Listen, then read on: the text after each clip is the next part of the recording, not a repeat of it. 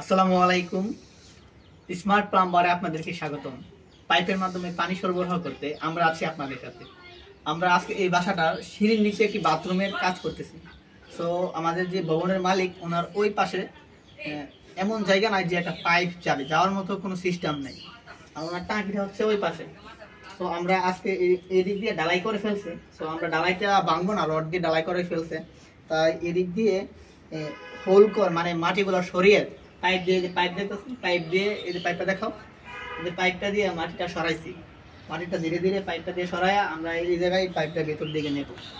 So আপনারা দেখতে দেখুন, এই যে দেখেন বিশ্বাস। এখন যদি মাটি দিয়ে দেয় কেমন হইব এই জায়গায়, অথবা একটা কিছু দিয়ে ধাক্কা দিয়ে কেমন হইব, এটা হচ্ছে বিশ্বাস।